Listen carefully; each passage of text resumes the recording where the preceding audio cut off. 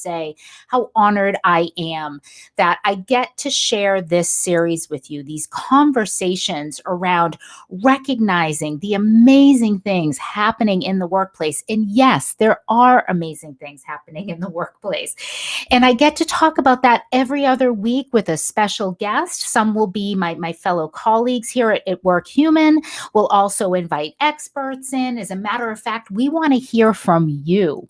What are the topics you want us to talk about on Recognize This? What are those timely things that you see are areas of opportunity when it comes to the human workplace, or things that we're thriving in that we want to share with folks? I'll be here every other week on LinkedIn, and I am ready and I am waiting to hear from you and what you would like to talk about. Today, we're going to talk about making work human in 2021 and beyond. And that's quite a topic, right? I think if we've learned anything this past year, and can you believe in just a few short months, it will have been a year since most of us have been on lockdown. It's crazy. But what we know is we don't actually know much. We don't know what's going to happen, God, in the next few minutes, let alone the next month or the next week. And that's part of this discussion. How do we create an environment where we can be agile, we can be resilient? And guess what? The answer is not what you think it might be. It's actually about humans. So yes, we've been living through this pandemic, and I know this is a weird thing to think about, but when we look back in history, I was actually, when this thing first started at the dinner table, and my then freshman in high school said, it's really weird how pandemics happen every 100 years. So it seems I don't know much more than a ninth grader, because she was absolutely right. I hadn't thought about that. And of course, we know so much more fast forward, several months. But the truth is, this is a unique thing we're living through. It does happen every other generation. And this is global, meaning it's not strictly a pandemic that is geographical or hits one more demographic over another. A global pandemic, what we've been living through, has impacted everybody, regardless of where you live, what you look like, your socioeconomic demographic. And we're doing it together. And I know this is weird, but it's kind of a unique situation we're living in. We were chosen to live during this time, like it or not. So maybe with that fresh set of eyes, we can address this topic. It is a special time we're living through. I think if anything, we've seen humanity, the good, the bad, the ugly. And it's our decision to decide, what do we want to do with it this year and next year? What are those lessons we want to bring forward? And let's talk about it in a way where we understand the impact, the drivers, and then talk about real actions we can take, the new questions we should answer, and the new solutions that can help us. So if you're joining us here today, drop us a line, say hello, let us know where you're dialed in from, tell us what's going on in 2021 for you. And again, we're so interested in hearing from you on the topics you would want us to cover. So in terms of kind of why we're having this discussion, so this discussion really is about belonging. I've been in the diversity and inclusion world for a very, very long time, as has my guest. And it's been really difficult, I have to say, with so much work being done and so much progress over the last few years for underrepresented populations to start getting equal footing with the rest of the populations, that we've actually been set back from this pandemic. It's not surprising because it's still so new, these more leveling the playing field infrastructures, but there are absolutely more so than any other demographic, women and women of color who have been impacted. McKinsey put some research out, and I think it was in Q4 of last year, that said that we have been set back in terms of the progress women have made or has been made for women in the workplace over a half a decade, like 6 years back. In fact, they found that when they surveyed women before the shutdown, before the pandemic, so last March, on them leaving the workplace, and then surveyed them again in October, women were 5 or 6 times more likely to leave the workplace. Then we saw the research, I think it was over the weekend, everybody sent it to me, that showed that there have been 160,000 jobs lost during the pandemic. there have been 14 or 15,000 created. All of the jobs lost were from women. The jobs created were filled by men. And when we look at those women and we break it down, the demographics are awful. Latinas, women, Black women, women of color, African American, women from the Caribbean, they were most impacted.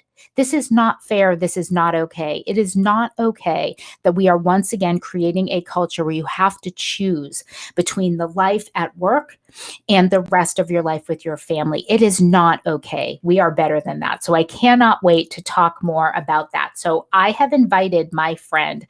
Her name is Yuri Brown-Cruzat. She is our new Vice President of Workplace Rights here at WorkHuman. She is one of those people, and I know each of you has experienced this. Yuri and I had our first conversation right before she joined the company. It was a few months ago, and it was just like within the first sentence, I thought, I think I've known this woman my entire life, right? So it's pretty cool. So with that, Yuri, you have, I'm going to go ahead and say it because it makes me giggle. You have a quarter of a century of experience. It sounds way cooler than 25 years, by the way. A quarter of a century experience in designing organizational strategies and performance metrics, right? Those reinforcement mechanisms around cultural change, what we want people to do, what they prioritize, why they're working with us for really incredible Fortune 500, Fortune 50, Fortune 100, Fortune 500 global corporations. Yuri, thank you for joining WorkHuman, and thank you for joining your first ever LinkedIn Live.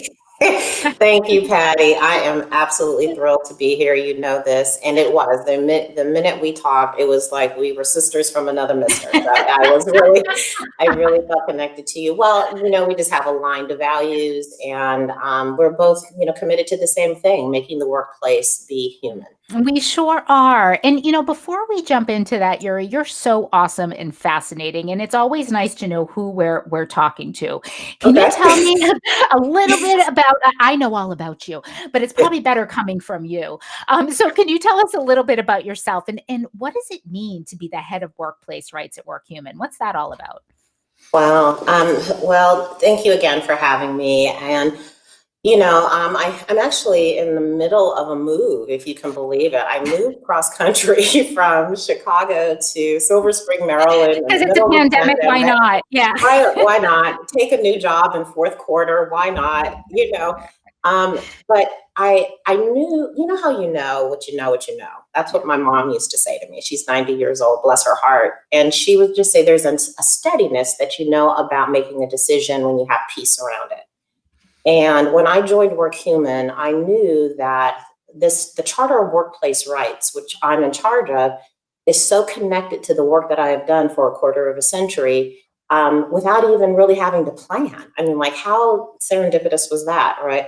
That I've worked all of my life as either a leader in human resources, in finance, and was really blessed to be a chief diversity officer internally. So I've had the understanding of what it means to lead these sorts of initiatives, workplace culture initiatives internally, which is really, it's been very, very powerful, especially in this last year.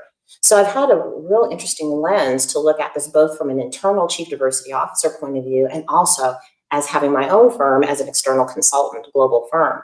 So it's some amazing nuances that are going on right now for human resource officers, for CDOs. It is imperative that they have the pulse of their organization and their people, because there's a lot happening in the world right now, which is coming home for people every day.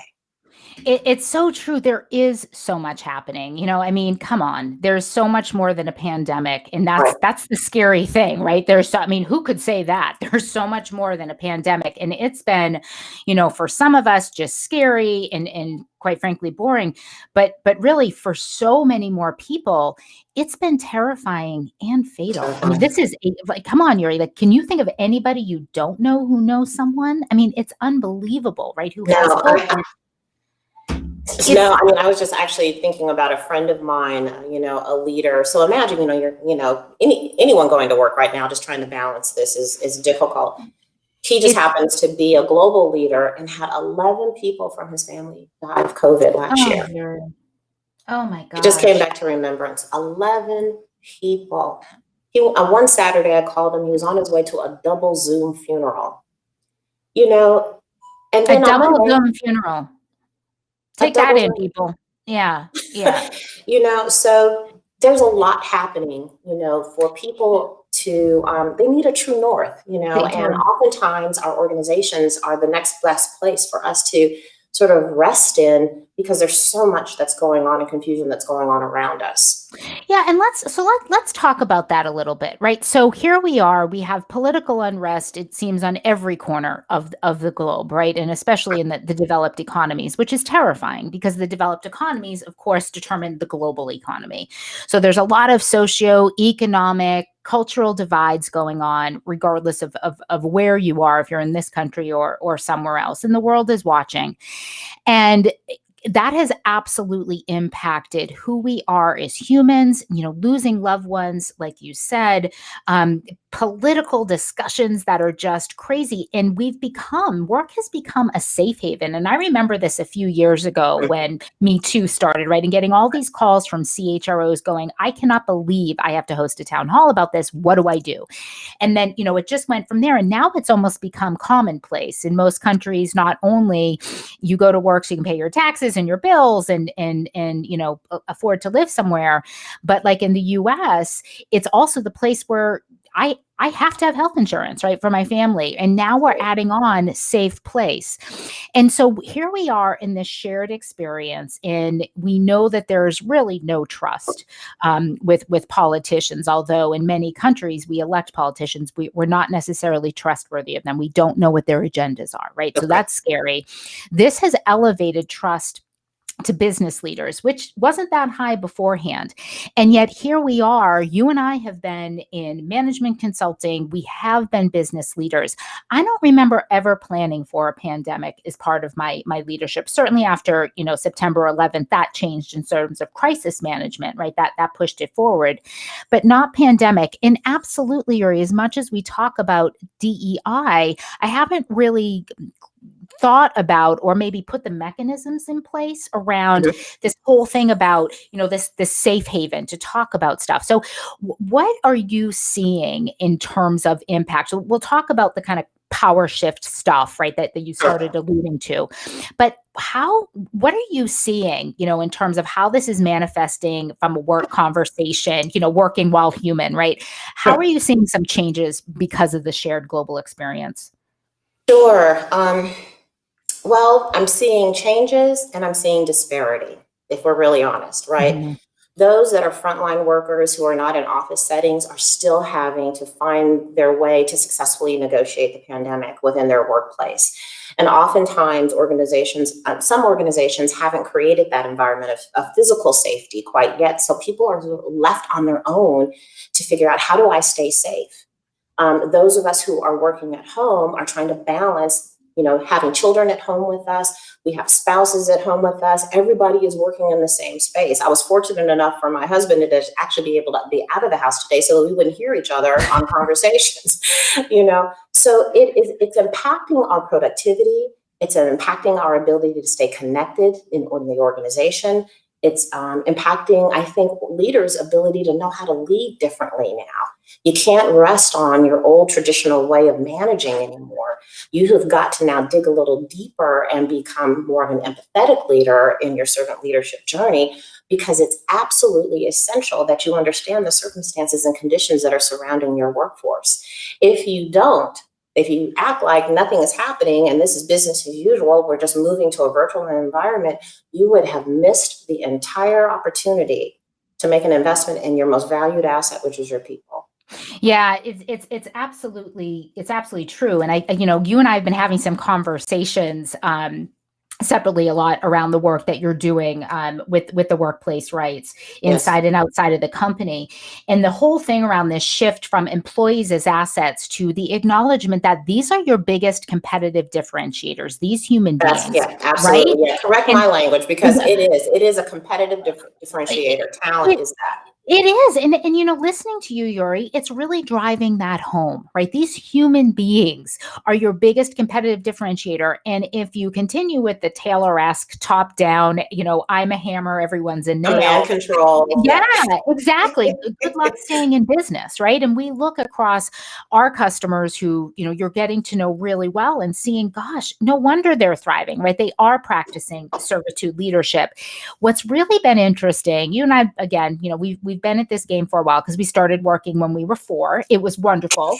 Um, but right, so we've been talking about the future of work, and Grant Beckett, who's our head of product strategy, and I were on a podcast a few months ago with Vinny Merchandani about leadership acrobatics, and we were talking about the future of work. And Vinny, who watches the enterprise software space very closely, he said, it's so funny. We call it the future of work, but really what we're talking about is the present of work. And isn't it interesting, right? During a pandemic where you and I are relying on, I love LinkedIn. It's online. You can be where you are. I can be where I am, right? We have the team wherever they are supporting us in the background. But here we are now where we're not choosing to work this way. We have to work this way. We have technologies connecting us, but gosh, I got to tell you, Yuri, and I know it's because we work at WorkHuman. This is not a WorkHuman commercial, but we really do work according to our name. I feel more connected than ever. And we're in that 4th industrial revolution, which is all about technology replacing so much that the competition really does come down to your humans, their ability to be innovative, to create those relationships. When I think about that, and to your point, we've got to change how we construct our workplace, how we lead. That means we have to ask ourselves new questions, right? Like I said, I didn't plan for this, right? And I've been, oh my God, this is my line of work. Shame on me. So what are the new questions we in HR, as business leaders need to ask ourselves because we need the answer? Right. I think we really do need to understand, so let me say this. We have to be able to draw a clear alignment between the values and objectives of the organizations with the experience of the humans that are happening every day. Mm-hmm. Whatever's happening to them every day, we need to ensure that we are aligning our values to keep that true north there. So what do I mean? There's a lot that can distract us right now in the workplace, right? There's a lot that can take us off of productivity, that can take, as my kids would say, take me off my square, right? Mm-hmm. There's a lot that can do that. Leaders have to figure out a way to still engage their employees. They have to engage them deeply. And they have to not just do that in words, they have to do that in actions. There has to be intentional commitments made by the organization that says, okay, in our daily practices, we are valuing you. And that's why I'm so excited about the Charter for Workplace Rights. It's because it actually allows that shaping, it allows that language, it allows that space to ask the questions. Do you feel that you're growing the way that you need to? Do we ask that anymore? Do you feel that you have meaningful work still? Are we checking in with our teams more frequently and really getting a pulse check on what's happening with them? Do we really understand our workplace culture real time? Are we still relying on old, antiquated ways of pulsing our organizations once a year with all that this is happening? Does anybody want to take an engagement score right now? You know what I mean? Yeah. We really need to be asking much more dynamic questions. How are we balancing, our work hours? For those of us that are fortunate to have, what we call the first shift, right? Mm-hmm. Those that are in second and third shifts, there's a different dynamic that's happening on how we have to engage and lead different shifts of the organization. We can't expect everyone to just be in front of the Zoom, they have enough space to be able to take care of their kids. Everything is, is running like clockwork. Not everyone has been afforded those amenities. Not everyone has been afforded that kind of support. And organizations need to ask, at home, are you being supported the way you need? We don't even think about the idea that some people are actually living with their abusers. Work used to be the place where you could get away from, And so there's so much that's happening that we have to be much more dynamic in our leadership, and we have to be much more clear about what our objectives are. And we have to be even more aligned around the culture that we want to maintain in the organization by being intentional in building it and sustaining it. I love that. And I'm going to pause in just a second to ask if there are any questions from folks who are listening in. But before I do that, you hit on a few things there. Well, a lot of stuff I I'm want to sorry. talk about. No, this is all right on, but it's such an important topic. So for those of you who are not familiar with the whole concept around shifts, there's this whole set of research behind the fact that women, with or without a pandemic, have 3 shifts, right? So that the first is work, and then it's coming home and you're running your household, you're making your dinner, you're doing all of those things. And then if you are part of an underrepresented population, you have only been invited in the room and allowed to stay in the room if you have proved how smart and intellectual you are. So that third shift is really around things like, studying the internet, right? And learning stuff. You have to constantly be ahead of the game. It is reality. There is data. I mean, it is absolutely crazy. What's been really interesting about this, Yuri, is now everyone's facing that, to your point. Yes. Some more so than others. And we see that with the numbers. The burden is still on women, whether they are working or not. I spoke with someone this past weekend who has a stay-at-home partner, and she still has to choose. The dynamics at home, to your point, whether it's an awful situation like the one that you talked about, or one that's just not great, right? Because we still don't have a balance. There are so many reasons for that. So that's the first, but it brings me to that next question I have for you. And those of you listening, and get your questions ready, but listen to this answer first because it's important. What is the role of a leader, right? So what I liked about what you said was asking different questions. You were thinking more around a culture around coaching and feedback versus I'm going to tell you what to do, because we don't want an entitlement culture. That doesn't help anybody. But what are we as individual contributors, what do we need to own, right? When it comes to being able to be our own advocates, our own voice, we want to be a productive member of the business. That's why we're working. Some of us have to work for the money. Some of us work for money and purpose, versus that leadership shift. And the truth is, not a lot of leaders are set up to have those conversations, nor the constructs to support them. So the first is what are we as individuals, or do you have any advice for advocating? What are some things we can do? So whether you're a leader, individual contributor, you're an individual person, you are a human. You have to be authentic about what you're experiencing every day. What I'm realizing now, which is different than the environment prior to 2019, is that there was something happening daily in the workplace, politically, that could shift your mindset. My recommendation is be real clear about who you are and what you believe. And I really do mean that. Because staying steady in your thought process allows you to have a consistency and peace and focus that allows you to stay productive and allows you to stay on your square. Is that the true north you were talking about, but at an That's the individual true north. level? Mm-hmm. Absolutely. Yes. The second thing is that you have to have some modalities when stuff goes wrong. You know what I mean? Yeah. Because when stuff shifts, it doesn't always shift in your direction. I am dying for you to say that word without the F, by the way. Go ahead. Because shit happens. That's right. We're getting real on Recognize This. It really does happen. And so you have to have personal modalities that help you to stay calm. And I really do mean that. Think about it. If you have a difficult leader who is a micromanager or who is not an empowering leader, how do you still stay successful in the midst of that? Create boundaries for yourself.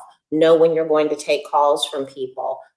Make sure that you have for me, my morning hours are my precious hours. I do not let anyone in before 8:30 if I can. So I'm up at 5:30. So between 5:30 and 8:30, I have meditation, I do devotion, I do yoga, or I try to get a workout in. I've got to do something to feed my soul. Yes. If I'm not because there's a lot of soul stealing going on right now. There's a lot of soul sucking that could go out right now, right?